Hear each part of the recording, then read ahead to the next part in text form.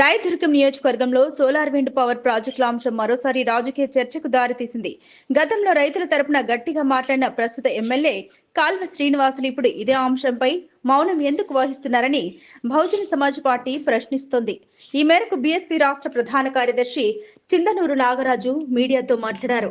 రాయదుర్గం నియోజకవర్గంలో solar power ప్రాజెక్టుల ఏర్పాటుకు సంబంధించి గతంలో రైతులతో సమావేశాలు నిర్వహించిన సమయంలో అప్పటి ప్రతిపక్ష నాయకుడు ప్రస్తుత ఎమ్మెల్యే కాల్వ శ్రీనివాసులు రైతుల పక్షాన గట్టిగా నిలిచారని బహుజన సమాజ్ పార్టీ రాష్ట్ర ప్రధాన కార్యదర్శి చిందనూరు నాగరాజు గుర్తు చేశారు. రైతులకు రావాల్సిన లీజు ఆగిపోవడమే కాకుండా లీజు గడువు పూర్తయిన తర్వాత భూములు తిరిగి రైతులకు అందుతాయనే హామీ కూడా ఉండదని అప్పట్లో కాల్వ శ్రీనివాసులు స్వయంగా చెప్పారని పేర్కొన్నారు. ఆ సమయంలో రైతులు కాల్వ శ్రీనివాసుల్ని రైతు పక్షపాతిగా, రైతుల హక్కుల కోసం పోరాడే నాయకుడిగా అభినందించారని తెలిపారు. అయితే ఇప్పుడు అధికారంలో ఉన్న ఆయన అదే అంశంపై ఒక్క మాట కూడా మాట్లాడకపోవడం రైతుల్లో అనుమానాలకు తావిస్తోందని అన్నారు. నియోజకవర్గంలో సోలార్ పవర్ ప్లాంట్స్ అనేవి ఏర్పాటు చేస్తున్నారు. దానికి రైతుల నుంచి భూముల్ని సేకరిస్తూ ఉన్నారు. మండలాల్లో హిరేహాల్ మండలం కావచ్చు, బొమ్మనాల్ మండలం కావచ్చు, కనేకల్ మండలం కావచ్చు, ఈ విధంగా రైతుల నుంచి లీజ్కి భూములు అనేది తీసుకుంటున్నారు. ముఖ్య ఉద్దేశం ఏంటంటే, గతంలో వైసీపీ ప్రభుత్వం ఉన్నప్పుడు దాదాపుగా కనేకల్లో 2711 ఎకరాలు సేకరించడం జరిగింది. అదేవిధంగా హిరేహాల్లో 6660 ఎకరాలు సేకరించడం జరిగింది. రాయదుర్గం మండలంలో 1117 ఎకరాలు సేకరించడం జరిగింది. అదేవిధంగా బొమ్మనాల్లో 1343 ఎకరాలు సేకరించడం జరిగింది. ఈ సేకరించడంలో మన ఎమ్మెల్యే గారు కాలువ శ్రీనివాసులు గారు అప్పట్లో రైతులు దీనివల్ల ఎక్కడ దెబ్బతింటారో అని ఒక భారీ స్థాయిలో ఒక ఉద్యమాన్నే చేపట్టి ఒక 4-5 ప్రెస్ మీట్లు కూడా ఆ రోజు పెట్టడం జరిగింది. రైతులకి అండగా నిలబడడం కూడా జరిగింది.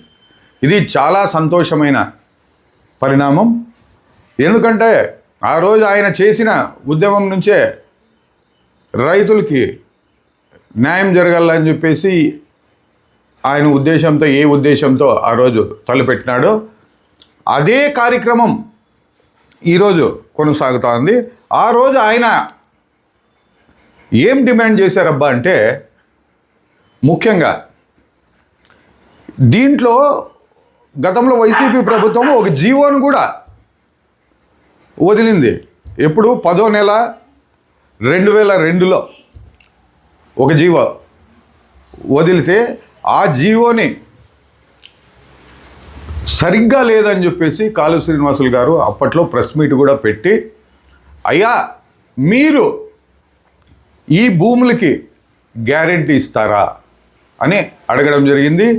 లీజు కూడా ప్రభుత్వం ద్వారానే రైతులకి లీజ్ అమౌంట్ అనేది ప్రభుత్వం ద్వారానే రైతులకు రావాలని చెప్పేసి ఒక డిమాండ్ కూడా చేయడం జరిగింది.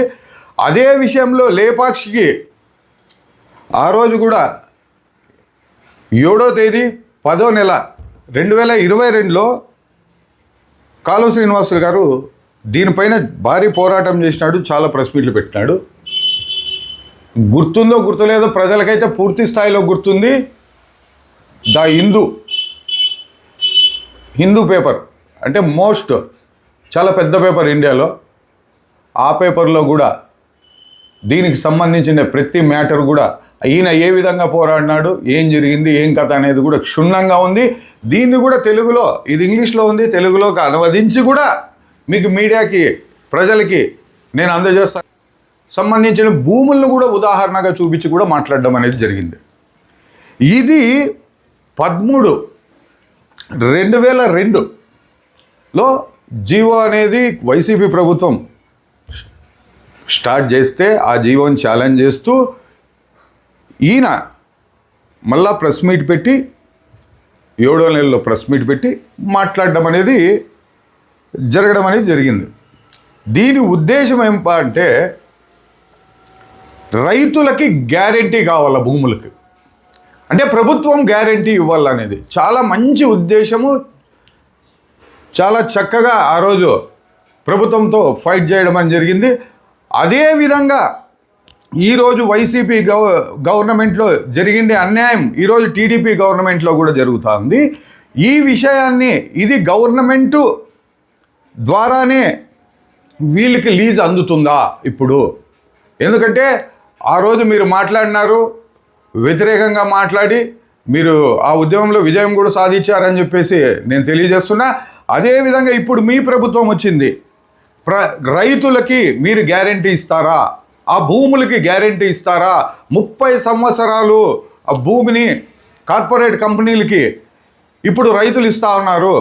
ఇచ్చిన తర్వాత ఆ రైతులకి ఆ కంపెనీ దివాళా తీస్తే గవర్నమెంట్ హామీగా ఉంటుందా? ఆ రోజు మీరు వేసిన క్వశ్చనే నేను మిమ్మల్ని వేస్తున్నా. ఈరోజు ఉంటుందా? లీజు కూడా గవర్నమెంట్ ద్వారానే రైతులకి అందుతుందా? ఎందుకంటే ఖచ్చితంగా ఆ రోజు మీరు మాట్లాడినారు. అదేవిధంగా మీ ప్రభుత్వంలో రైతులకి గవర్నమెంట్ ద్వారా వాళ్ళకి గ్యారెంటీ ఇవ్వాలా, మీరు షూరిటీ ఇవ్వాలా. ఎందుకబ్బా అంటే వాళ్ళ లీజ్ భూములు తీసుకెళ్ళి వీళ్ళు బ్యాంకుల్లో పెట్టుకుంటారు, అక్కడి నుంచి లోన్స్ తీసుకుంటారు. బై మిస్టేక్ ఏదైనా కంపెనీ దివాళా తీస్తే అక్కడ లాస్ అయ్యేది కేవలం ఒక రైతు అని చెప్పేసి నేను రైతుల పక్షాన మాట్లాడుతున్నా. రైతులకు కంపల్సరీ గవర్నమెంట్ గ్యారెంటీ ఇస్తేనే వాళ్ళకు భద్రత అనేది ఉంటుంది. ఆ రోజు మీరు మాట్లాడిన మాట నిలబెట్టుకుంటారా, లేకుంటే వైసీపీ మాదిరిగానే మీరు కూడా తోసిపుచ్చుతారా అని చెప్పేసి నేను క్వశ్చన్ చేస్తున్నా.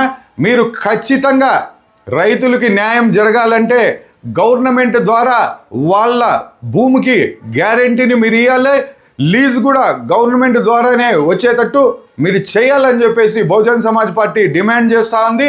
అట్లా చేయలేని పక్షంలో మేము ఖచ్చితంగా దీనిపైన ఉద్యమం చేపడతాం. ఇది గవర్నమెంట్ దృష్టికి తీసుకెళ్తాం. అవసరమైతే ఎంత దూరమైనా పోతాం. మా రాష్ట్ర నాయకులతోన, మా స్టేట్ ప్రెసిడెంట్తోనే మాట్లాడతాం, మా కోఆర్డినేటర్లతో మాట్లాడతాం. దీన్ని ఒక ఉద్యమ రూపంలో ముందుకు తీసుకెళ్తామని చెప్పేసి తెలియజేస్తూ జై భీమ్, జై భారత్.